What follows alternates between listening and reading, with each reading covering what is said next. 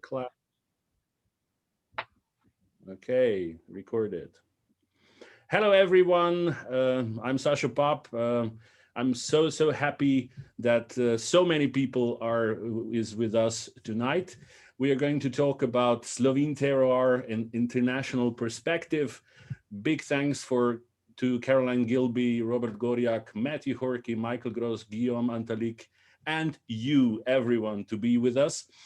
I'm so happy that Vinofest, this first virtual Slovenian festival, is going on, and it was just an idea that I dreamt too late, but it's better to do it too late and then jump on the train or not do it. I mean, it's just let's say a week until the end, and of course everybody is already tired, but we are so happy to do this. And big thanks to basically Guillaume, who put everything together for tonight's presentation, for the tonight meeting.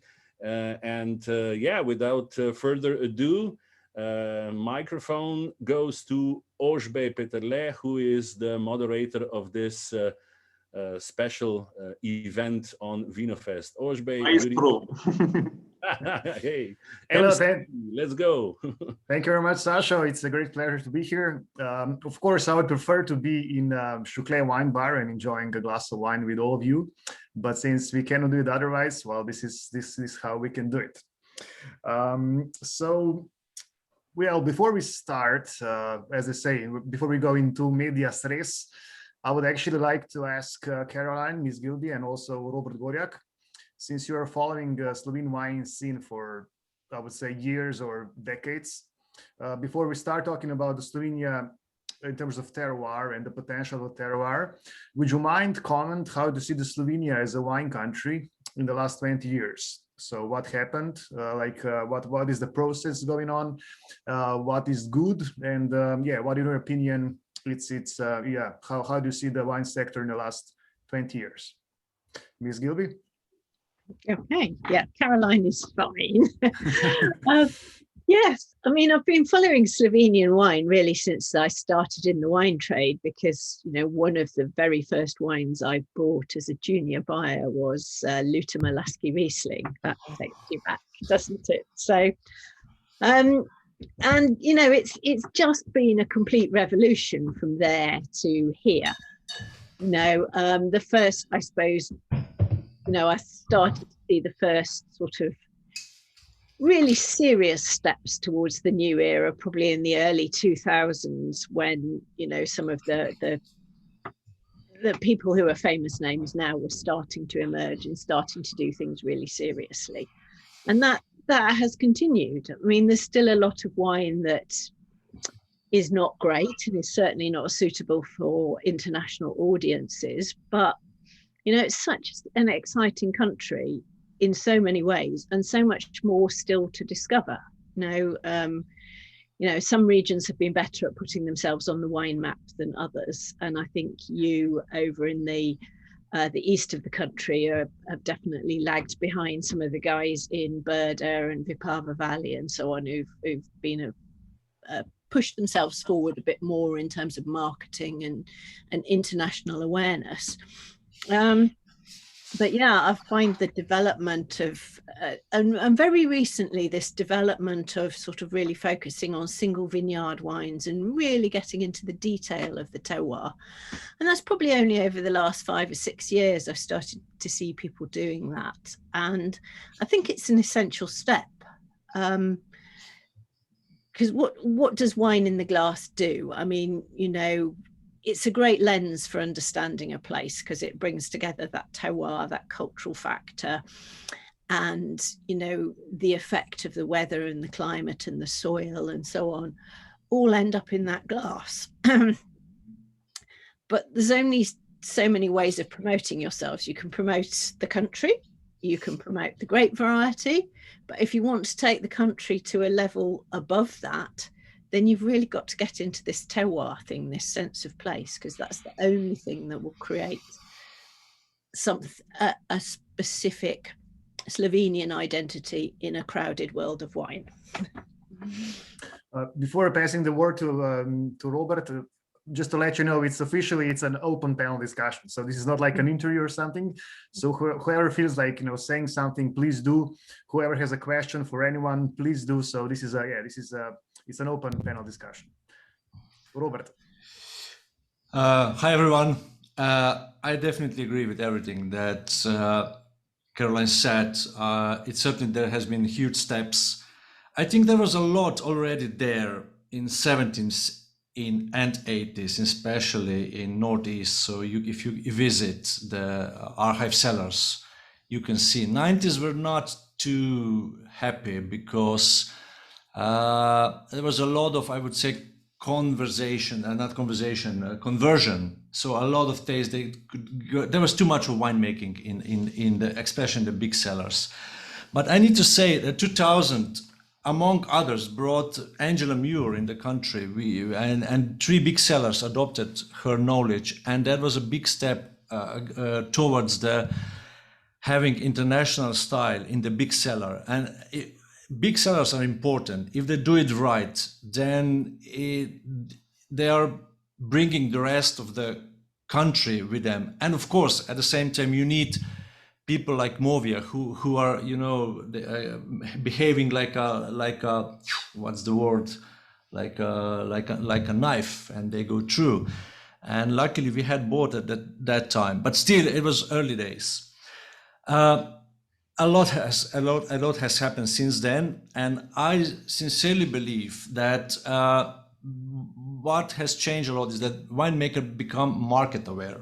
They become aware they need to sell the wine, and if it's not marketable, it is really hard to sell. You can like it, your neighbors can like it, your even CEO of your neighboring company can might like it, but you need to sell it at the end of the day. And being aware of the international market, to compete at international market, that was a big step, which happens, for example, in Croatia much later, and is happening now in Serbia maybe, because, you know, local market is always very kind to local wines. It is appreciating it, and giving it very often a wrong picture. Yeah, an idea of we are really great and we are really good, but nobody has tasted international wines from international scene. But winemakers in Slovenia become aware of that already, like at the beginning 2000, I believe, like Caroline mentioned. And what is happening recently is a big attention to detail. Yeah, because I think our terroir, our country, has potentials as all other countries where there is a good terroir and serious winemaker, they can show it. It's happening all around the planet. It's not unique to Slovenia. It has just been a bit, I would say, suppressed. Yeah, and leading countries, you know, like Germany and France and in some cases Italy are doing it. And now our winemakers become brave enough to explore, to believe they can add that detail, sell the wines because of that at a higher price, and this is happening, and we are seeing that, I would say, development. It's definitely a country where you can have a lot of fun, sometimes not a lot of fun as well, but it's very much worth exploring it and drinking Slovenian wines. We have a quality in the glass very often. But I think what is still missing big time is being visible at international market. Guillaume, since you were the one of the initiator of this conversation, you're like a big promoter of let's say, enforcer even of the terroir-driven approach. A famous American wine critic said that, Matt Kramer, he said that, you know, good wine can come from everywhere, but outstanding wine can only come from one specific place. And I think that this is your philosophy as well. So, Guillaume, why are we here? Why are we talking about terroir? And yeah, what's this whole, like, you know, fuss about this terroir thing? Yeah, but I think that's Caroline and Roberto already a bit described. My point is that actually I'm promoting a big supporter of the terroir approach, not only because I'm French. And I can see I have some French colleagues tonight over there. also fan of terroir concept. Of course, because as wine lover, I've been always fascinated by that. All product like agricultural product can show so well the origin of the place and all the culture which is linked to that. But also because I believe for Slovenia, such a small country, 16,000 hectares, if you want to exist and in such a small area, and you need to have like some, let's say you need to have some added value. You cannot have mass production and to have sustainable, economically sustainable, doing things that you know that your neighbor will do as good, even better for 2 or 3 times cheaper. So you need to have this added value, and terroir bring that as well.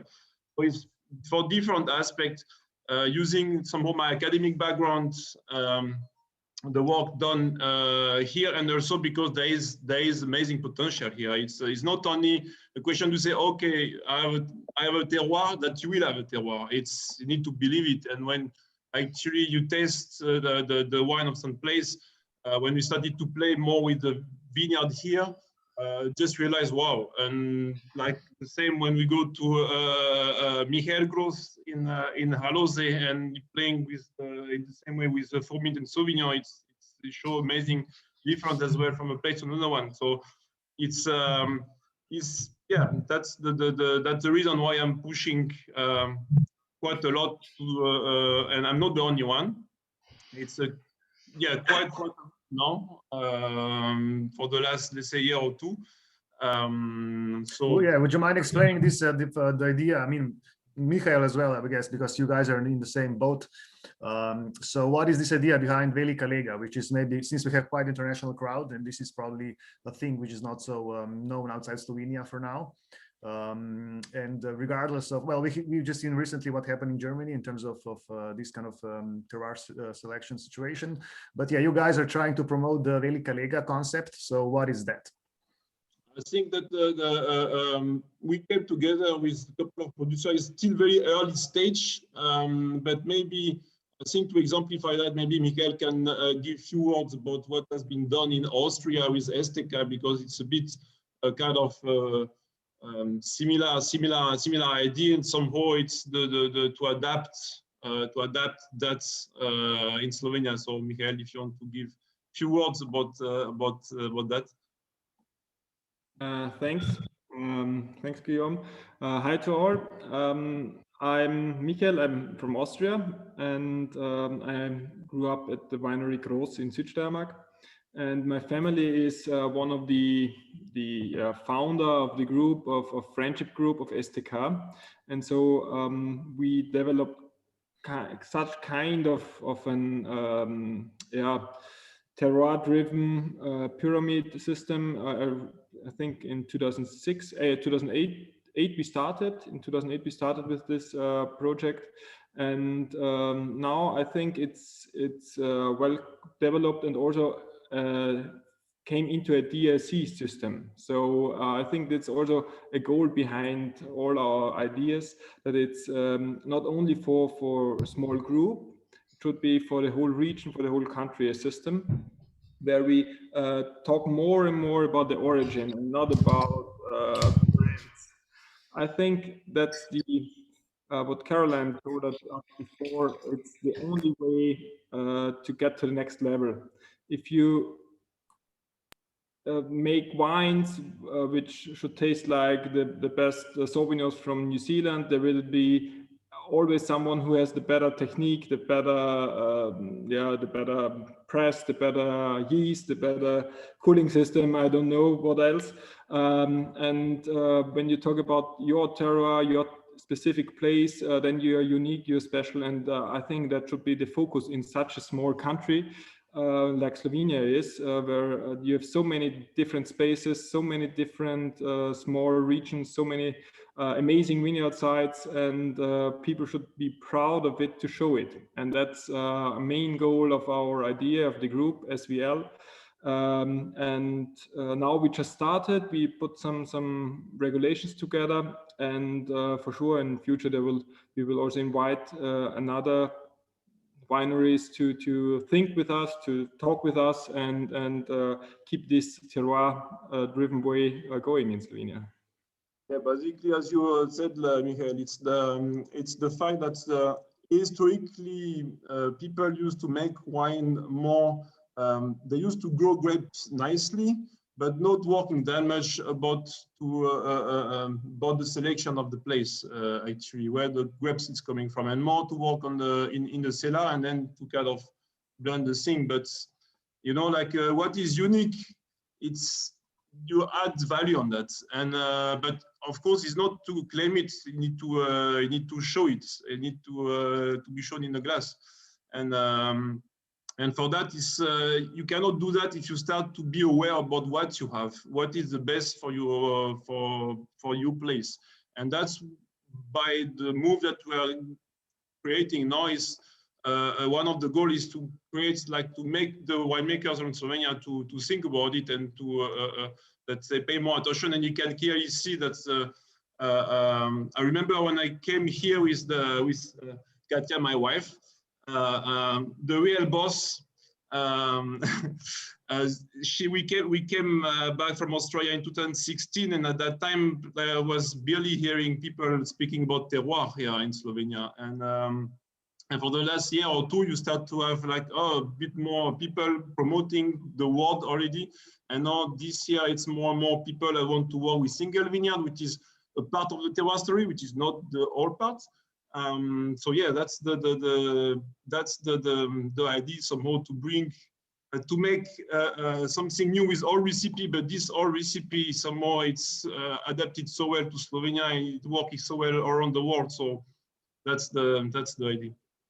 I also think it's when you are focused or forced as a winemaker to think more about your origin, more about your vineyard side, you have to be much more in your vineyards to figure out what's the difference, why is this plot so special or even not that special, and not think that you can make the wine in the cellar. That's okay, all winemakers say this kind of words, that you make the wines in the vineyards and not in the cellar, but it's the true thing. It's really the vineyard work, the site, the right variety in the right spot, the right treatment, and so you have to be really more, and then you have to know much more about your work, your sites than in a different way when you think in brands. When you think in brands, it's always okay, the wine should taste year by year the same, and I don't think that's the idea behind terroir wines. You should live with the vintage. You should live with the different stages also of the winemaking, the devolution process of the winemaker, and it's all part of this terroir story. And in the end, when it comes to the end, it's always the better vineyard side is the more important, because sometimes there's a certain time when everyone has the best technique, the best knowledge, and the best barrels and stuff like this, and then in the end what stays is the vineyard side, and that's what we want to show and tell the people. With Sasha, we were together at the Šuklje winery, as you could have seen obviously in the video 2 weeks ago, and then afterwards, after the shot, after the movie, like Guillaume brought like 2 different Franquinhas, like from the recent vintage, and and he said that they're like, it's 90% the same winemaking, but of course those were like 2 completely different Franquinhas, which was, he was trying to show the place in terms of how different Franquinhas are doing. Like my question is, since Slovenia is quite a diverse wine country, we have like so many different styles, each producer, it's sometimes completely different to the neighbor, which is in the same terroir, let's say. So my question is, because Guillaume said, 90% the same winemaking, but different style, because this is the expression of terroir.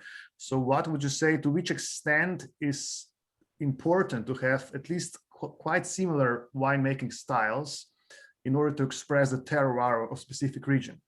Meaning that if, I don't know, someone does Malvasia and it's like doing 4 months of skin contact, and the other one is doing just like, inox pressed Malvasia, they're coming from the same terroir, but they're completely different in terms of style of wine.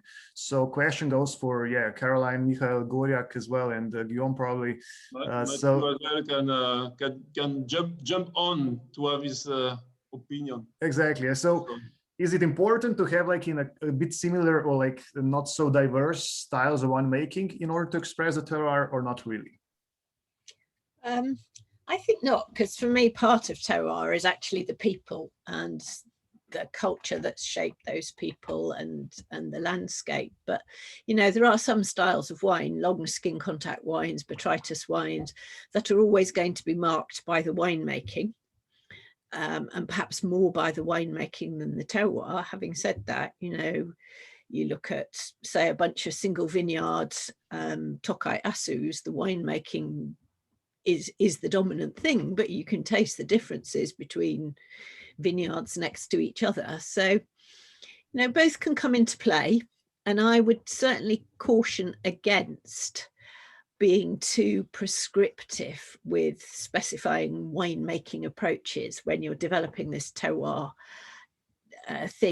scheme, because you know, I think it's too early in Slovenia's development in this direction to be too specific about what rules people have to stick to, because actually we need to encourage new winemakers, new visions, the new generation who's coming in with a different perspective. And they're not just, you know, they're not just grape farmers, the sort of latest generation of winemakers come in with a different idea. So definitely I wouldn't want to stop that range of vision.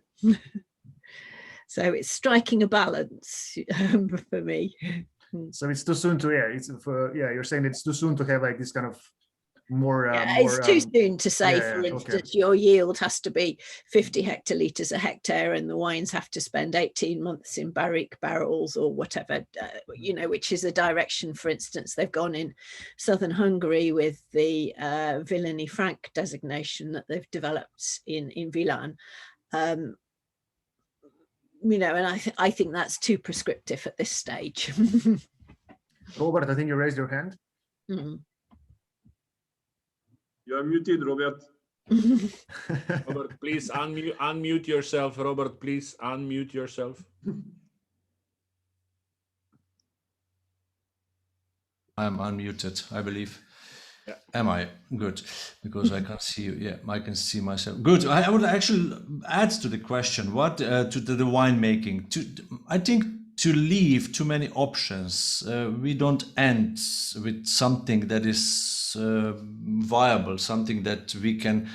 Because what is the definition terroir? Actually, we can speak, we can be theoretical. It's the, you know, the sun, the altitude, the latitude, the soil, the people, but how do we know we have a terroir-driven wine? Because if I plant a vineyard at some place and pick grapes from that same vineyard only, is that already worth writing a terroir? I mean, by law you can do it, but is that enough?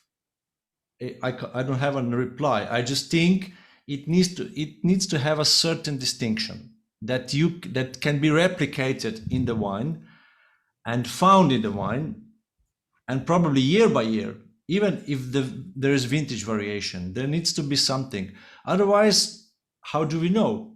Otherwise, it's just theoretical. So how would you reply to that? That's actually my question to Michael and to Guillaume, the two winemakers.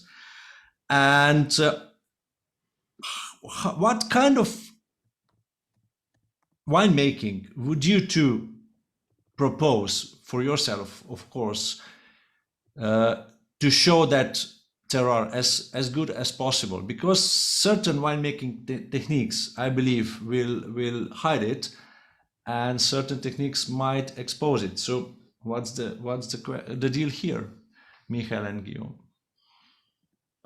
Yeah, I think I agree with you, Robert. The fact that the first thing that you can see with the winemaker is like it tastes different vintage. To see if you find the red line. If vintage or vintage, it's it has to be different somehow because it's interaction environment, and of course, my winemaking, often winemaking is kind of stable, not always, but stable over time. So it's the first thing. But then I believe also, in a certain extent, to what is probably even more powerful in terms of markets than pure terroir is regionality. To have kind of if you have by yourself, and like you show it's top, but you have like stronger if you have like, you can see that your region, you find of course some difference between producers, but you have something which is different. For instance, if you compare theoretically, if you compare Chardonnay from, for example, from Chayasca compared to Primorska, you should have different to climate, especially.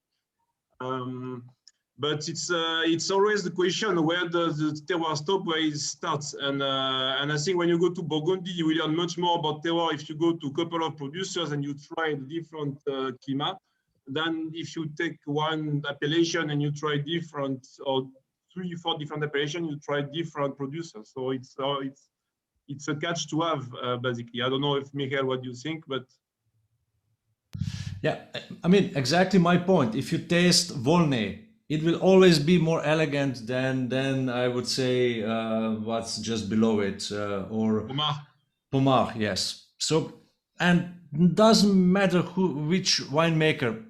There are some who doesn't make that, but I mean, in a blind tasting, you should taste this too, and this should be replicated in all terroir-driven wines, I believe. This kind of recognition. I think there's a question of Jérôme. In the chat. It's not a question, it is to answer, but I will say what Guillaume told before. Of course, if you take one place and when you make wine every year of the same place, you will have some specific taste. But the question is to know if it is good or not, if it is able to age or not. I think great terroir are able to give great wine, and also wine who are able to age perfectly and not only to be stable in aging, but also better and better. It's a very good sign. And also to say to Robert, sorry, but sometimes there is Pommard who are more elegant than Volnay, and opposite. It's not so easy, and also the limit, the focus. The question it is the focus and the zoom you put on the terroir. At what you said also, Guillaume. So I think I am thinking exactly like you, where it is beginning and where it is finished, because I said it already. If you take the parcel of Romanée Conti, if you make two different wines with the top and the bottom of the parcel, you will have, of course, two different wines and always different with always different characteristics. So, okay, so I think I am new in Slovenia, and I can say that when I arrived in Jerusalem, of course, it was evident it was terroir because it was history, and people didn't work there by hazard. They know they don't have so much pain to make this terrace if it is not good to do it. So, and also when you are inside this supra terroir, of course, inside there is a lot of different little places who have specific characteristic, of course, but you can say that globally it gives freshness and also potential to age correctly. And if you go 5 kilometers a little further in Cork, it is completely different, and the wine are also different. They are more strong, they are more structure maybe, and also but also quality. Okay, maybe it's not very clear what I am saying because I go in a few directions, but I think yes, it's a question of focus. At which moment you begin to speak about terroir and what is the end? Because if you cut terroir little by little, you can arrive at the feet of vine. It's incredible, you know. I don't know if it is clear what I say. I would add, yeah, one stage. I will give the example that Ožbej you mentioned, like when I brought the 2 samples of the Brau Frankish, the one was from the last vintage 2020, there was the Banca from Preševica, and the other one was the part of Odoma coming in only from Logvica, and I really like the one from Logvica, but we could make somehow single vineyard there as well. But we think that in a way it will express more the micro region place blending in with another vineyard, which is at home, Doma. And we decided to blend because it made more sense. So where do you finish your plot selection somehow? So it's always, yeah, it's always a trick, as you mentioned, Jerome, about Romane County. If you go up or down, then it will be different. But then the harmony of the whole plot, it's maybe the best result. Sometimes it works like it's definitely the best as the really micro, super micro location. Sometimes the best is kind of blend of different part of the plot or different plots. But the general thing which is really missing in Slovenia is not only to focus, oh, I have to do single vineyard, just the thinking already. The thinking to think about, I will isolate my plot to understand my vineyard. That's what has been done in Bordeaux in 60s, thanks to Émile Pénaud. Before that, they were like not blending more or less everything. It's this type of work which has been done years ago in some other country that needs still to be done to a certain extent, to a large extent in Slovenia. And somehow that's what Michael expressed before. It's the idea why we are somehow a terroir pusher here in Slovenia. Excuse me, just to jump in, because Matthew from the Exotic Wine Travel, you tasted lots of Slovenian wine lately, like traveling around Slovenia. Maybe if you can jump into this kind of discussion in terms of styles and winemaking, like what was your impression when you tasted all of those wines from Slovenia? Well, I don't have as much experience long-term as Darrel and Carolyn, but I've been tasting obviously a lot the last few years, and I think I'm getting more excited about what's happening in Posavje and Podravje, obviously, because Primorska, the wines are fantastic, but I like what Guillaume's doing, and I think I've tasted really some marvelous wines on that side, not only whites, but the Blanc Frankish from Guillaume was a revelation for me when I tasted it last year. And I've tasted quite a few nice Pinot Noirs from that area too. So I'm looking forward to seeing that part of Slovenia develop, since it's not as well known as some of the big names over on the west side. Yeah, I've tasted a number of really impressive Pinot Noirs from that side, especially up in Steyerska. So it's going to be an interesting region and part of the country for me to follow. I used to say, it's like, you say like Slovenia is a concentrate of Europe in Europe, and you have such diversity of place in terms of climate and terroir. Somehow it's such a small place that obviously Primorska is historically leading in terms of reputation, but I believe that's and climate change is really playing in our favor on the eastern side. So it's yeah, it's Posavje, Podravje, it's has quite bright future if people understand they have to work in the vineyard. Sorry, we just got a question from Leonard Plauchik. He's also a student at the Wineakademiker in Austria. So he's asking, who will in the end of the day decide what are the borders of the specific terroir, or like the wine styles which are allowed to be produced there? Because I remember, Caroline, when I did my research for the Wineakademiker, you replied that one of the things was that all of the invitations you received to get to Slovenia were private initiatives. Yeah. So you were never invited in terms of like by the government or by the ministry or by some official body, which means that on one hand this means that the private initiatives are great. So we have dynamic wine producers, and they are trying to get more knowledge about what they're doing from you, which is great. But on the other hand, it's a problem, because obviously there's lack of this kind of institutional initiatives, which should be there as well. But as Leonard asked, so who will in the end of the day decide like how these terroir borders are defined? Because as we know, we have different examples around the globe, from Wachau to Steiermark to Germany, to not talking about Burgundy even. So yeah, what do you think? How will the cookie crumble? Well, it's a good question. It's a very good question, actually, because at the moment, I think it's the winemakers who decide that they've got a vineyard or a smaller cru area that merits being bottled on its own, being bottled as a terroir wine rather than a village wine. But having winemakers define, having the government define that at this stage, you haven't, unless you've got some, historic document going back 200 years that you can base it on, like they have in Tokai, for instance. I don't see how you can have a government-run agency doing that job of controlling terroirs at the moment, personally. But I think, Caroline, we already have that much based. Can somebody please mute Alyosha, because he's doing a bit of noise and jumping in.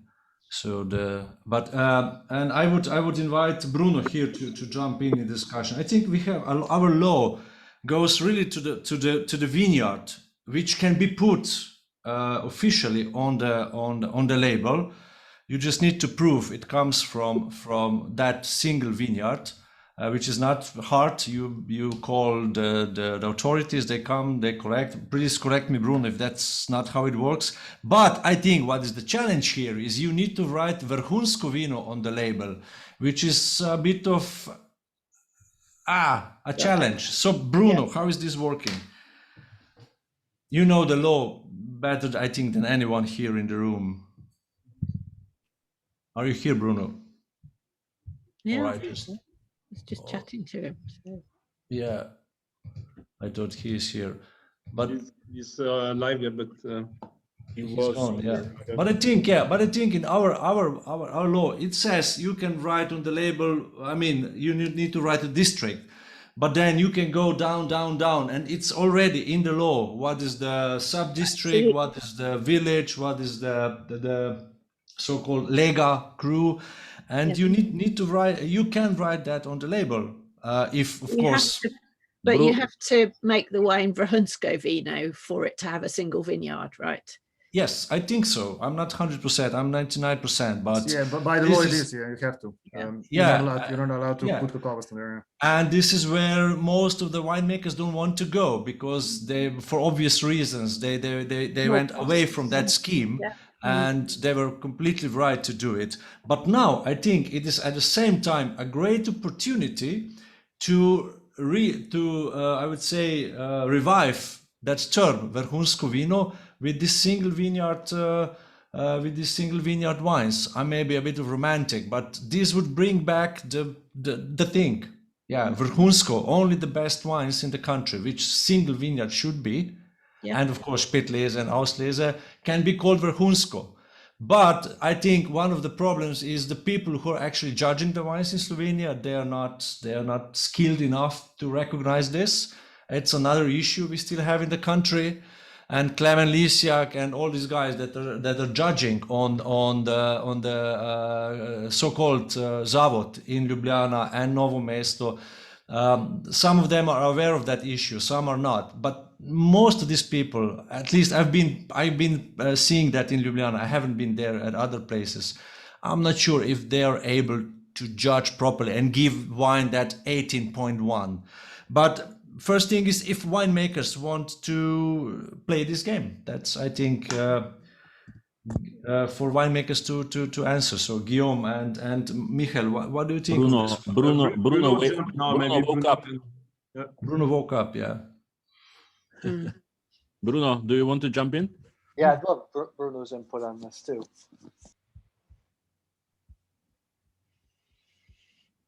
Yeah, Bruno, we can't hear you, sorry.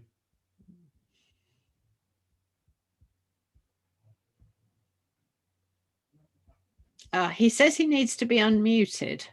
Well, can somebody unmute him from the center? Can you not unmute yourself, Bruno? He is not muted. He's not muted. Press space and talk. No, he's not muted. Yeah. Sorry. In the meantime, I will just add, and before that, maybe Michael say a word. It's right what you said, Robert, that there's a lot of stuff already which has been done here in Slovenia in the past and kind of forgotten. But I would add, in terms of definition of this different level, which is this oenologist, podokolist, and lega, etc. It's extremely well defined in Steyerska region, but it's pretty poor in Primorska region. So there's quite some like. It's not at the same level in terms of definition. Okay. According to the part of Slovenia. Okay, so work should be done, but already, yeah, I'm not aware of that about Primorska, but I know, yeah, in Steyerska, at some places, not all Steyerska, but most of the good places, yeah, which is what counts at the end of the day, are really nailed down, like Burgundy. In a way. Yeah, there's Michael, you can say, because it's your part. You are. I just want to say something about this whole system. I think the most important thing is to change the idea what Vrhunsko should be, or this kind of control system should not be. I don't think that they should judge the wine if it's good enough for a single vineyard wine. I think the most important thing is that they control if the wine comes from this side, or if someone has a vineyard side with 1,000 plants, that he is not allowed to make 20,000 bottles out of that. That, I think, it's the most important thing of all, that we keep our single vineyards as the best thing we have. And if a side is just 1 hectare, then it's just allowed to make, let's say, 6,000 bottles out of it, or 7,000, doesn't matter, but not 20. And this is possible to control. That's easy possible to control, and that's the most important thing, and not to taste the wine and judge the wine. The consumer judges the wine if he buys it or not. And I think the consumer is the best thing for all of that. And yeah, and just keep the single vineyards as they are, small, not keep them, don't go too big, and that should be the work of the government, and not to taste and judge the wines. That's my thinking. Guys, I have Bruno here on my phone. So Bruno, if we can, let's try to give you on the mic.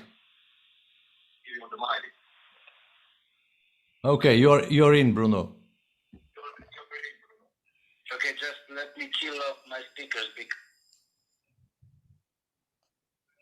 I think you killed him.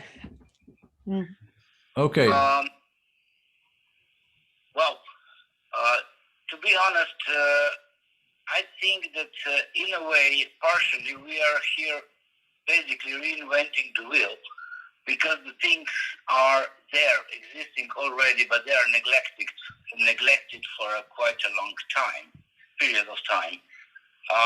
So-called the procedure, so-called raionizacja, was in the past, and I'm quoting here Dusan Brec, known to everyone, that in the eastern part of Steyerska was this process of raionizacja, so making the plots available down to the level of the village, or even the vineyard, was much more thorough, much more meticulous than it was in the western side of Slovenia, and of course, and the southeastern part of Slovenia at the time. But then this process stopped. Actually, it was not done on the same level on the all wine growing regions or sub-regions. This is first thing, and probably the one thing that we should focus on is to complete this process of raiionization to the extent where today's needs of the winemakers are demanding and looking for it. Coming back, of course, the legislation says that Vrhunsko vino can only be made, as Robert mentioned earlier. Not, I don't want to repeat it, but this is all the part of the wheel of the initiative, of the idea of the wine growing, winemaking sector to address the Ministry of Agriculture to change it. And the unity is needed to do so. We don't have to convince each other on the level as we are here today, tonight, sitting and unfortunately just on the distance, but even in some festivities when we meet. That's the part we have to just work on. Just come out with a proposal how we would like to close the matter of when something is allowed to be addressed, to be labeled, to be declared, to be at the end commercialized in the market. And this is the problem. We have had in the past, especially in the East, a lot of single winners, like Kovačevac is one of the things I just remember out of my memory. I'm not a dinosaur anyway, which was really clearly defined single vineyard wine near to Pohorje region. And that was forgotten, that was lost. So we have had that already. We have just to revitalize it, and we have to make it 21st century friendly to the consumers, of course, and to the winemaker sector. And I think we can do that in very, very short time, shorter than to reinventing the wheel. Thank you. Mm-hmm. Okay, how was that? Was that audible? Okay. Yeah. Yeah, great. Yeah, Okay, it was good. audible, yeah. Good. In the Thank you, meantime, Bruno. Thank you, Bruno. comments. Thanks, Bruno. In the meantime, a few comments on the chat actually from. Yes, we had a Vesna Milicic. She's asking. So my question is, in what way do you think climate change will influence the terroir of the wine? If this is already the case, do you maybe know any example in the world where this already can be proved? Are the winemakers who are more than 20 years in the business already noticing this? So for everyone who would like to answer. I'm not the oldest one, but maybe I don't know. No, maybe Karin or Darrel, you can answer with that you have been in the sector for a little while. So have you noticed already, especially in this in Central Eastern Europe, already quite some impact of climate change in terms of wine expression? I mean, a good example is Bordeaux introducing new grape varieties. I mean, that says enough, not for the top wine, but for the basic wine. And yeah, there is a change. Yeah, and yes, I mean, for the good and for the bad. Oh, Frankinia, I think I was not here at that time, but I don't think that it would have been possible to do the same like 25 years ago in Belakrajina. Seriously, not. No. So there, and you can in Primorska, there is still quite some stuff to do, but I think the wine in like 20 years used to have a bit more acidity as well that it is nowadays, especially in Berda. So of course there is impact on wine style.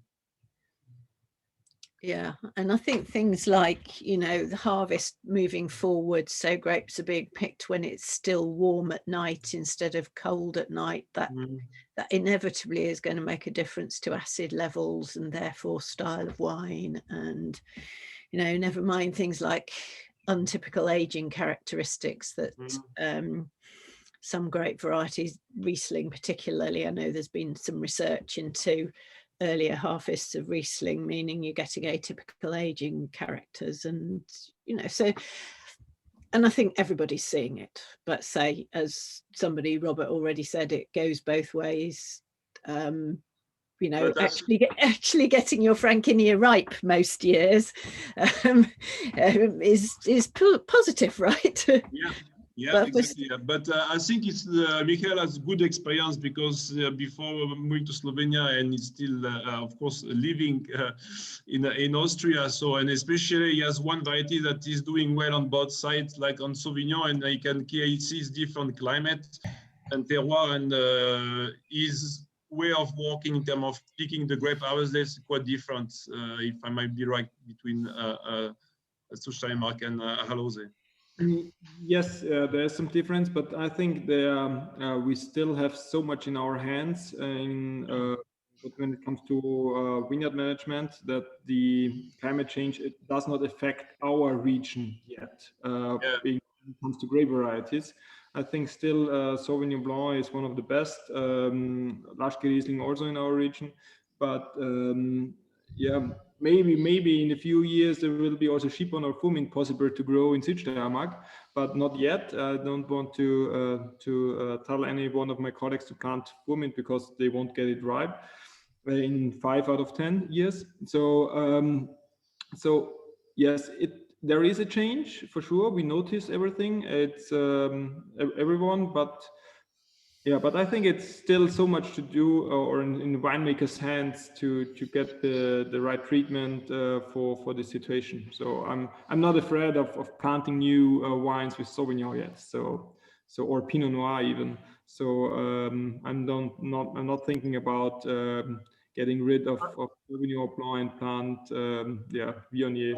I think one of the difference as well, I think for instance region in France, I've seen recently more impact on that, and some more stress for the last few vintage in Slovenia. One of the difference as well, it's the rain that we got in much more rain in Slovenia. So it's not only about temperature, it's the way of it's about water and temperature. And even if you have very draining soil, you still have quite a serious amount of water falling in Slovenia. You could not deny this during this few last days. But that's one of the different. And I could see, I left Bordeaux for it was in 2012, so it's 9 years, and I can see already quite a difference compared to when I was there and compared to now. There is different thinking in the vineyard now. And Slovenia, it's still okay, I think. Since Guillaume, I mean, the Šuklje family kind of organized this together with Sasha, of course, this event. Maybe we should focus a little bit more on the Frankinias as well. So since Darrel is with us, and you're like, you know a lot about the Central Europe as well, would you mind commenting how do you see this variety as how it's developing? What does Slovenia bring to the table? And also, since it's not international variety, it has kind of specific kind of reach, which is again quite popular lately in the a bit more trendy wine drink among the trendy wine drinkers. So yeah, what's your take on the Frankinia and also the Šuklje Frankinias as well? Also, what I didn't hear the last part of that. So what is your take on the Frankinia as the variety, and also the Šuklje as a promoter of this in Slovenia? Well, I think if you're talking about Blaufränkisch, right? Yeah, I think I think it's a work in progress in Slovenia. This is how I see it. It's a work in progress there. I haven't been able to be honest, I haven't been able to put my finger on a really specific region-driven, terroir-driven Blaufränkisch yet. And it's interesting, I say the name Blaufränkisch because of course I'm living in Austria, but it kind of runs off the tongue a little bit easier. Blaufränkisch, or even Keck-Frankosch in Hungary. But in any case, I haven't quite found it anywhere else. The versions I have seen so far in Austria and Hungary, I haven't seen yet in Slovenia. So this is my opinion. I mean, Caroline, I'd be curious to hear what you have to say about it. But I look for it, and I can't grasp it, and I can't grasp an identity there yet, not yet. So, but maybe I need some more exposure. But I don't know, Caroline, or I don't know, Bruno, or yeah. I mean, I've certainly seen some quite. Yeah, I think work in progress might be a good phrase. You know, there are some great wines and some that really aren't quite there yet, and there's room for improvement. And we can say that in Hungary as well, you know, because it's this transformation of a grape that has been a workhorse grape to actually being treated as a quality grape. that sort of change in mindset from the winemakers, and almost, I think, in those two countries at least, consumers still have to catch up, at least domestic consumers, you know, with this grape that used to be the thin, high volume stuff that their grandparents drank. And we're now saying, you know, there are some fantastic examples of top single vineyards here. But, you know, I'm sure the domestic consumers, the ones that grew up on Svíček and the like, don't appreciate what's being done with some of these wines yet. I mean, historically, Blaufränkisch was mostly and still is mostly grown in Posavia, so they are the most responsible, I would say, region for the Blaufränkisch. And the fact is that it is the coolest region in Slovenia. And if you look at Dolenjska, it's really going into the Alps. So if you compare Slovenian Blaufränkisch to, for example, Hungarian from Szekszárd, and then Austrian from Neusiedlersee, you would see that Slovenian ones are the coolest. They have the highest acidity. They are sometimes they have that green edge to it. And it is a challenge to get it ripe. As you know, Blaufränkisch needs a perfect September, kind of a perfect end of the growing season to ripe properly. And not always the case. As you can see, Slovenia has some rain, not that much on the east as on the west. So the Blaufränkisch is good there. But Prekmurje is quite good here. And I think Marof is a good proof what can be done. And I also think here, Bela Krajina is also on the southern side of the what's the hill? Gorjanci, yeah. So having good, but also things are has improved in central, I would say, Posavia, so around the actual Sava River. But they need to. It's a work in progress. I agree with both Darrel and Caroline here. So, and talk like today, and to encourage people that there is a chance that there is a public that actually would appreciate their efforts and pay the price for the difference. I think this is what Blaufränkisch needs much more than, I would say, Merlot or Rebula or something else. It's not an obvious liker. It's not something you love on the first sight. You need to kind of start liking it, very much like Pinot Noir. And there are resemblance in the style of Blaufränkisch and Pinot Noir, you know, that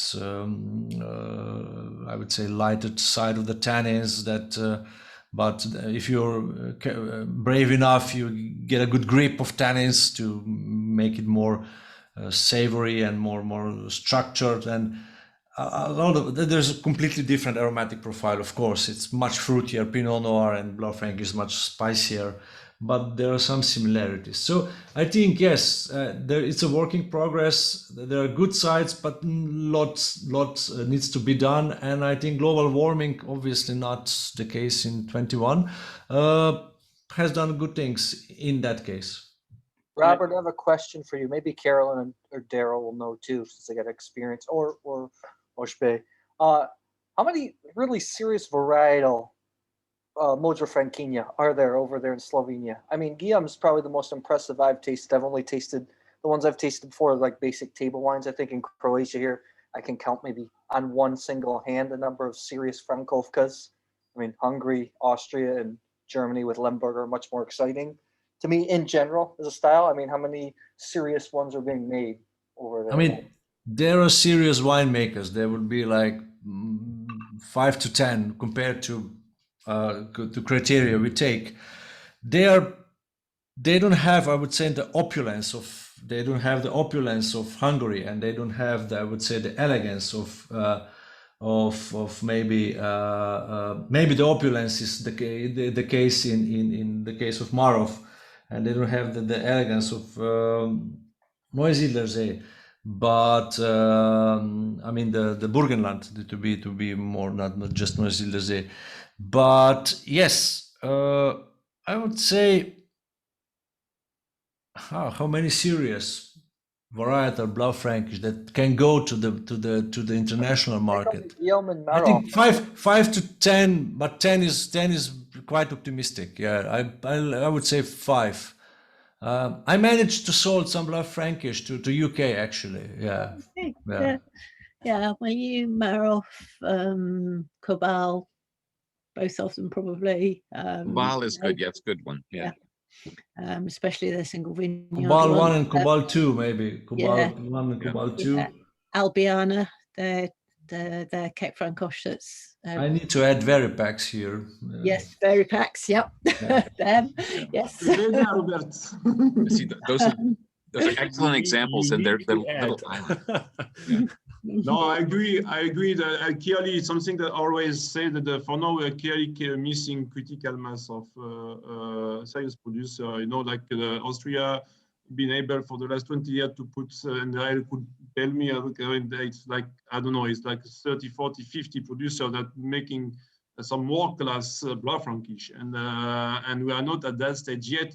And one of the reasons is because of the terroir. It's because of that the people get to understand, especially with Frankinia, if you plant it at the wrong spot, if you don't have the right practice, you will get something which will be seen rustic and obviously consumed by the local people, and it will be difficult to export it. So it's indeed a process, and I believe that the raising the awareness of this, let's say, terroir vineyard approach will help to craft more, let's say, wine that could be branded on the international market.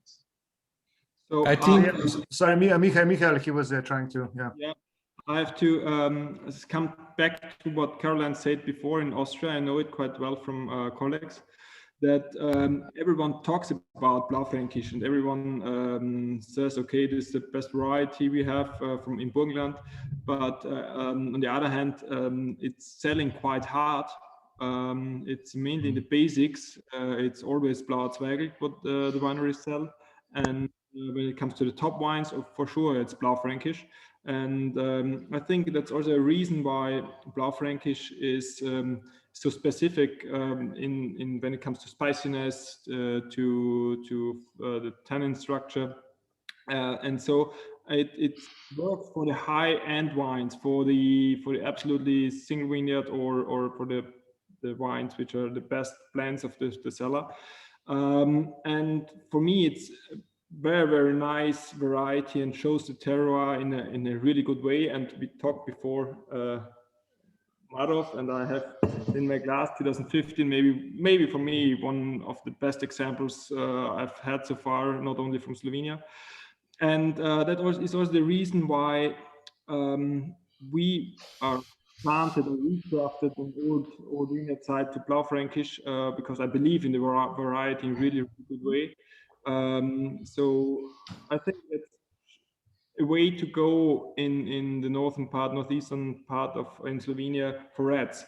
But to tell everyone, it's very hard to sell Blaufränkisch in the basics, or it's always when it comes to top wines. I think that's the very, very, very important to understand, that it's not easy to drink an early harvested or even fresh bottled Blaufränkisch. It always needs time in the barrel, in the cellar, that it comes to some kind of roundness and to shows the way wine in the best way. But this is also very good, if I can add. I mean, it's very good to look at some.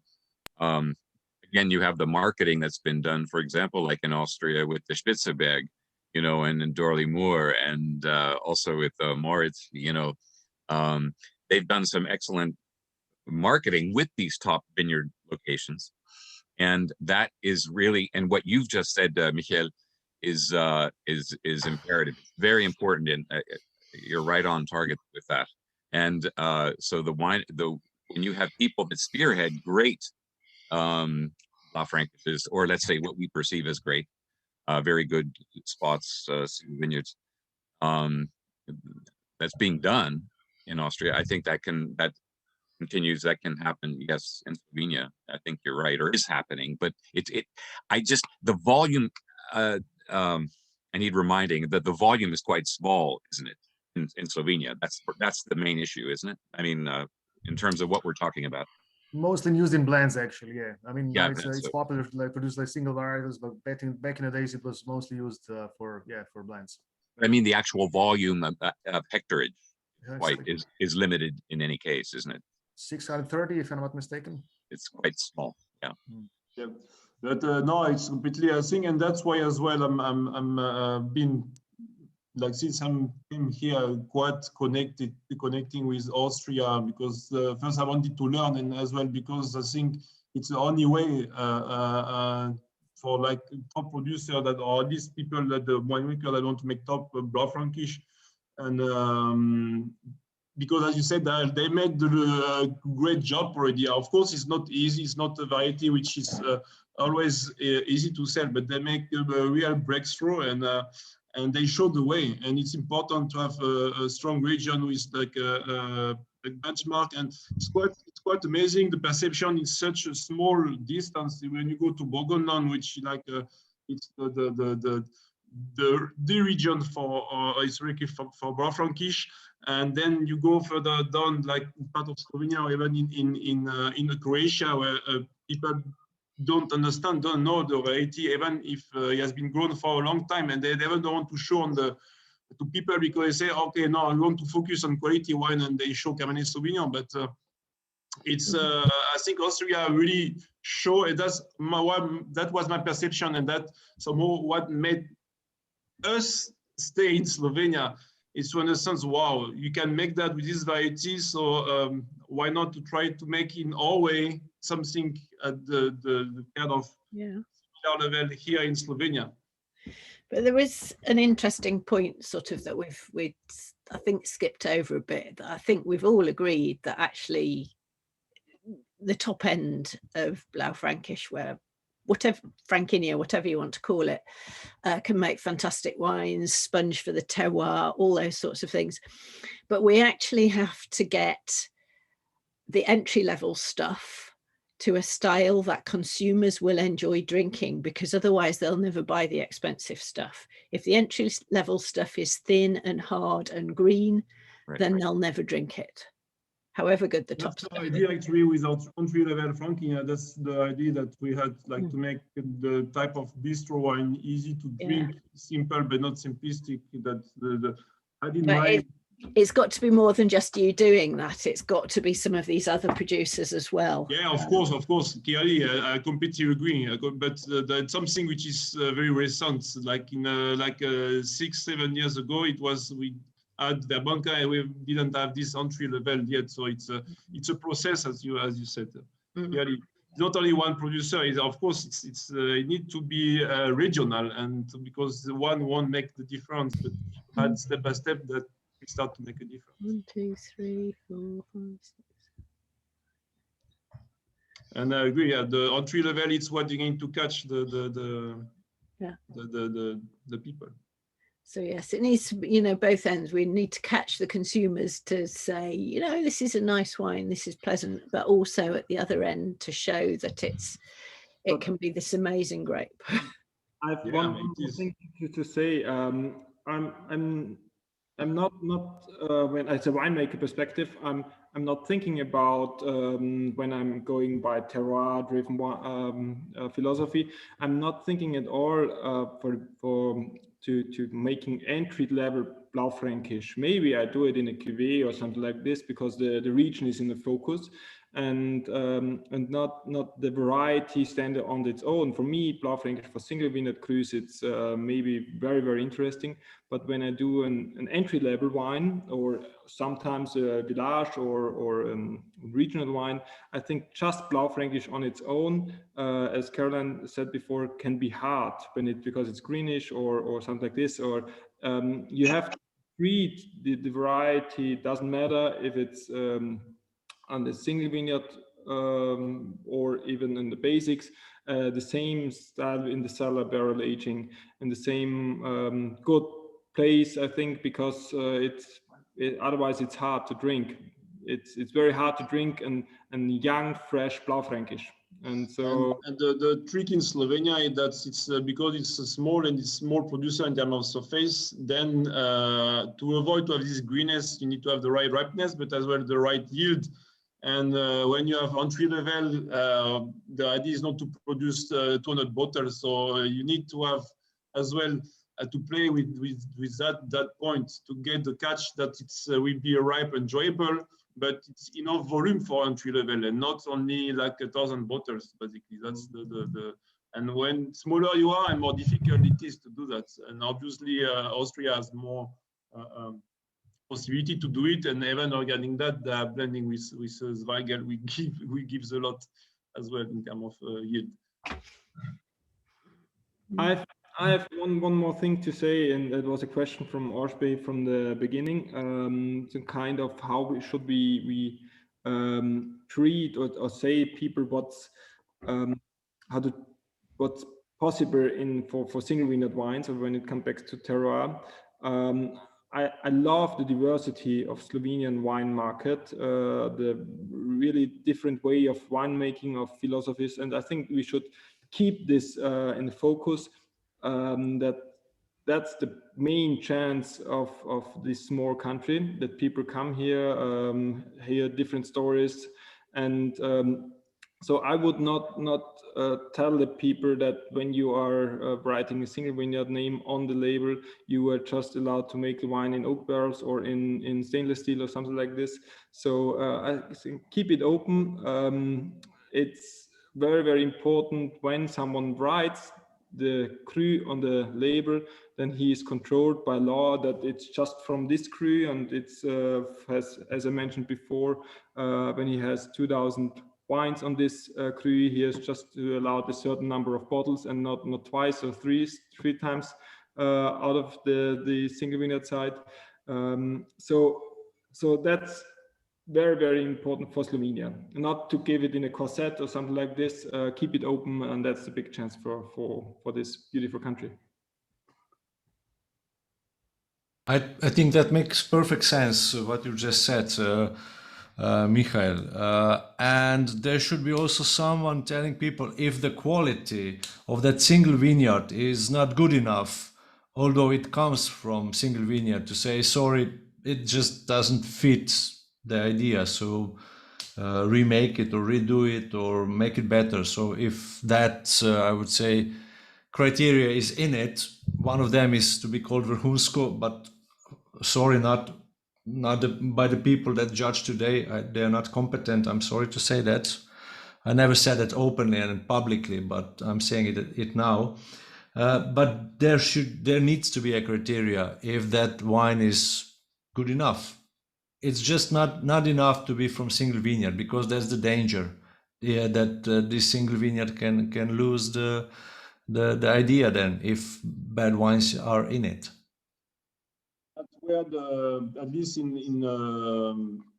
one stage the market could make the difference as well. Not all the single vineyard and cru in Burgundy taste the same, but it's not only about single vineyard. It's the world seeking that I think fits in Slovenia with this let's say region, village, and single vineyard. But I agree with you, Robert. Otherwise, it's not. It's difference between geography in the bottle and wine geography. So it should be geography in the bottle, and not only you put one place and you just call it like that, and then you make whatever it is. Yeah. But I think we should, and at least it's what we will, let's say, promote part of the stuff, like with the association. It's not only about like single vineyard and to make, okay, we're making only Grand Cru. It's that the whole approach, the geographical origin, and not only, okay, let's make just single vineyard wine. It's I think the single vineyard wine will stand because you will see differences. And this for one producer with this pyramidal approach, and I think on the off-ranking it shows, at least with 18 vintage, quite well. You see the progression, and it's really yeah, it's easy for consumer to understand the point. You say, okay, yeah, there you have something going on. But then if you do only single vineyard with just basically you don't have nothing to compare with, it will be yeah, it will be a bit more difficult to reach. I mean, it's at least it's my opinion. And Matthew asked about the grape variety. Is it important of terroir? I think yes and no. At the end, it shouldn't be, because as once Primož Laurenčič said, it is really just the media. The grape variety is media to express the terroir or the soil or everything, but it should be a right one. Yeah. With the wrong media, you get the wrong results. So it is important, and it's not. Yeah, at some places, I mean, like Foiana, you have Rebula and you have Chardonnay, and you see that tension in both cases. Compared to Cosana, which is opulent and big and fruity and juicy, and no matter the grape variety. So you see the difference in the sites, and this is how it should be defined.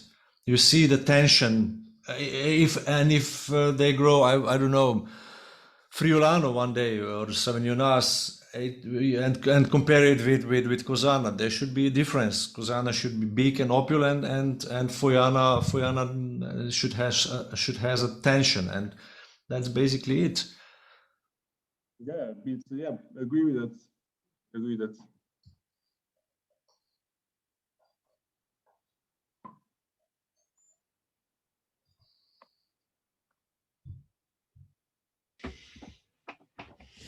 What are we going to call this grape, by the way? Yeah, nobody answered that. No, because, you know, and this is a question that crops up. You know, I write about Hungary quite a lot, and obviously they're doing a lot of work with Kek Frankosh, which they would like to claim is originally theirs. You like it's yours. Biggest producer, yeah. But, you know, we all find ourselves going, well, you probably know it better as Blaufränkisch.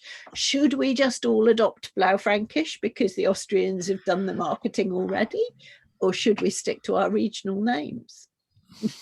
Yeah, but I'm outsider, so I wouldn't mind to stick to Blaufränkisch for the exact reason that you were speaking about. Everyone is speaking about Cabernet Sauvignon and Merlot. And because Bordeaux made... Bordeaux or British people for Bordeaux made the job, but then probably many of my colleagues in Slovenia won't agree with that. So I think it has different name in different languages, as many other things. Chardonnay is the same in all countries, but Pinot Noir is Pinot Noir in France and England, because in England you call all the grapes, if I'm correct, by their original names. Is that correct, Caroline? Furmint is Furmint because yeah.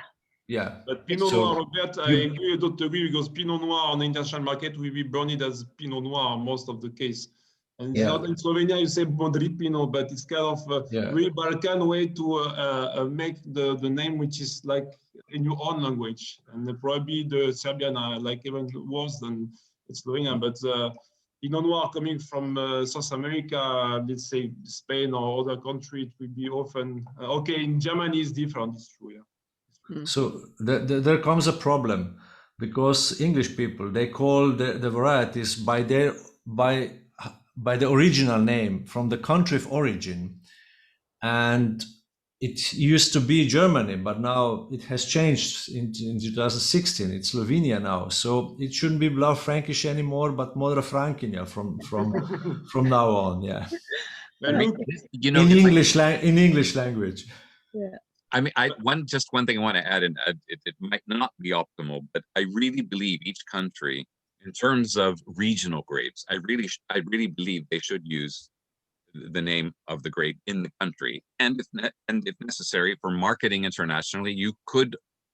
I know it sounds a little bit primitive, but you put in parentheses, the more well-known name, if you will. But I you know what I mean. I really believe if you're going to market it beyond your borders, I really believe it should still be in the name of your own country. But somehow let people know. Maybe you don't see, because it's like yes. I really believe in that. I just think it's right. It's a part of the national or regional history and pride, and there you are. Of course. I tend to agree. That's like it's the anyway, like the Slovene people will know more of Model Frankinia than Black Frankish show. And it's still very domestic driven market in Slovenia, so of course it should be Model Frankinia on it as well. But I mean, there are people that use different labels with, say, with Chipon, you know, they'll use Chipon locally and Fourmint when they're selling the same wines into the UK. So people do play around with Yeah, I mean, yeah, I can't sell Chipon in UK because of you'll break your tongue, so it should be Fourmint, yeah. Yeah. Yeah, pronunciation is it's another story. Yeah. And Szczurek is also not very easy to pronounce. Yeah. No. Yeah, I think for when it comes to marketing perspective, we should more or less talk about the region or the single vineyard and not that much about the variety. I think for sure variety is very, very important. But when we always mix the variety and the terroir and the origin, at some point we should come to the point where we say, okay, let's talk more about Posavia region, or even about Halose, about Berda and stuff like this, and not that much about the variety, because you can't compare Model Frankinia from Mačkovci to Šuklje. That's so different. It's mainly different varieties or something like this, and that's also very, very important when we talk about this topic. Sure. Not to talk about how we name the variety. It's more important for me where it comes from. But don't you think when these more obscure, I mean, in world terms, international terms, when it's more obscure, isn't it good to have both? I mean, I want to know. I was just tasting some Rotovellinas a few days ago from Wagram, and that's where it is, you know. And I want to know it's a Rotovellina, to be honest, more than I want to know it's from Wagram. But of course, I'm not the consumer. But I think it's very important when you're talking about these low volume grapes. I mean, these obscure grapes, that you do let people know. It's great to have the single vineyard, but also the region. But yes, I think grape is, in my opinion, it's very, very important. I agree with you, Darrel. Thank you. Sorry, guys. Unfortunately, yes. I agree on this too. I started this journey 5-6 years ago, and for me, as let's say somebody that just jumped in on the ship, I want to see Modra Frankinia on the label. If it's Verbanca, it's okay for me. I understand the thing, but it has to be Modra Frankinia, and I understand, and I you know, for the, let's say, beginner market, or for someone who is not very, very, very top knowledgeable, it's very hard. I understand Sancerre and older stuff, let's say, you have to learn. But I'm afraid that we would cause a lot of confusion with a lot of different pockets of the wine markets if we would lose the grape name. I think to come now to this point again, I think the variety is very important in combination with the region, but the focus should be the region. And it should not be a matter if the wine is for 85% out of Blaufränkisch and 15% out of something different, because the region is more important, much more important than the variety, because otherwise we do not understand the idea of terroir at all. And the region brings value. Not the variety. And when we, as a winemaker, do not believe in that, how should the consumer? And when we, as a winemaker, and my focus on my winery, we totally get rid of the varieties on the front label at all. I give it on the back label and write, okay, this wine is made, or this vineyard side is planted with these varieties.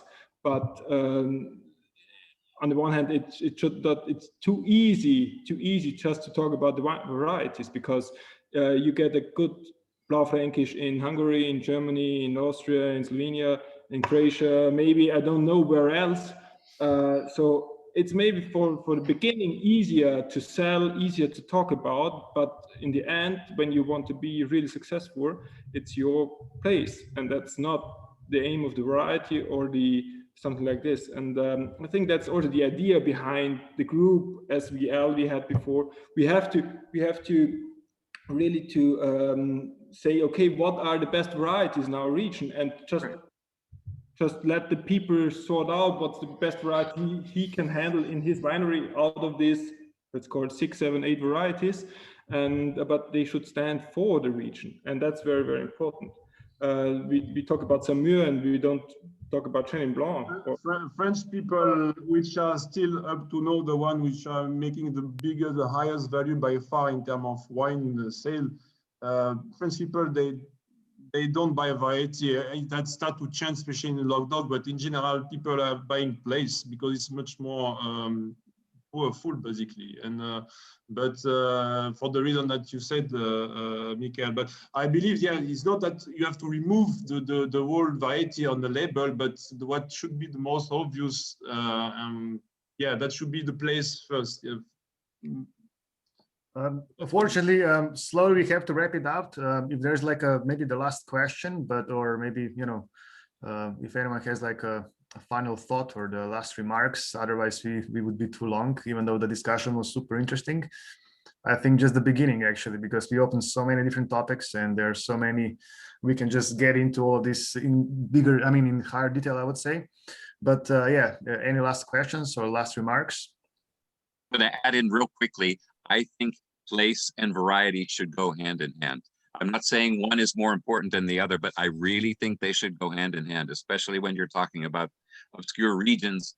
I mean, if you use a big example, think of a big producer making whatever grape. I don't know, off the top of my head, just a regional grape. Let's say a Welsh Riesling from some massive producer versus a single vineyard producer. Yeah, you want to know the place. But if you just say the region where that massive producer is from, and where the smaller producer is from, then you have the people thinking, oh, I want Welsh Riesling, and they get this big commercial style Welsh Riesling that tastes like sour plonk, and that's the, you know what I mean? So I'm just using that as a very rough example, but all I want to say is I think they should, in these obscure examples, should definitely go, I think they go hand in hand. I really do. Yeah. I just want to add that. But not that one is more important, but the region is more important. The region is, but the grape variety is important as well. I really believe. 1, 2. Yeah.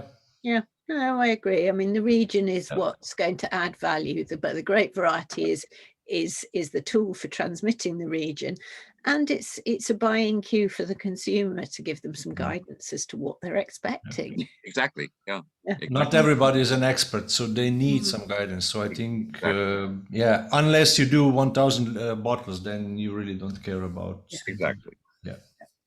I absolutely agree. Also, that it's for some wineries, it's maybe more easy to go the way also we do.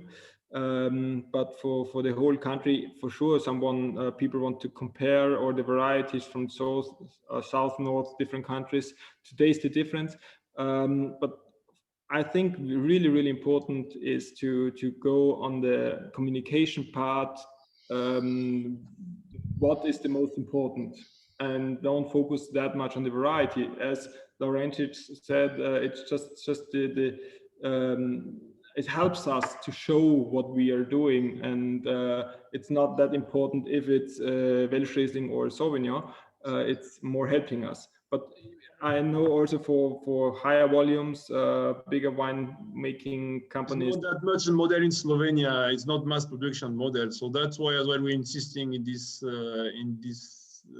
even more in this location approach is even more to be actually at least the thing we are quite far from some leading wine region or countries already to start to raise the awareness among producer about this place first. Even if you have end-to-end with variety, it's already will be a big step forward. So it's malo pa malo, like we say here. Super. So thank you very much to everyone. Yeah, it was a great pleasure being here. Next time, hopefully in Slovenia, in the wine bar Šuklje, with a glass of Frankinja. We just spent so many words about Frankinja, but in 2 days we have a tasting in Semnica. Actually, again, judging the new Frankinjas, the new vintage. Overall, I think in Slovenia, the biggest problem in the sector is not enough of cooperation and lack of common vision of the wine producers. And all these events make me kind of happy, because I can see that people are trying to cooperate. People are trying to spread the word about the terroir, about the Frankinja, about the new ideas. And I think it's super nice that Guillaume had this idea to pull this off. And of course, thank you to Caroline, Michael, Sasha, of course, Darrel as well, Robert, Jerome, Guillaume, and everybody else. So thank you again for joining us, and hopefully we'll meet again soon. Sasha? Big thanks, guys, for joining today. Appreciate it. Big thanks for your time, guys. Very much. Have a glass of very nice wine, and good night. Thank you so much. Thank you. You too. All the best, Good everyone. night. Next time. Nice to Bye-bye. see everyone. See you. Yeah, bye. too. Bye, Caroline. See you. Bye bye. Bye bye. Nice. See you guys. Bye, Matt. Bye. Bye, Robert. Take care. See you too. Cheers.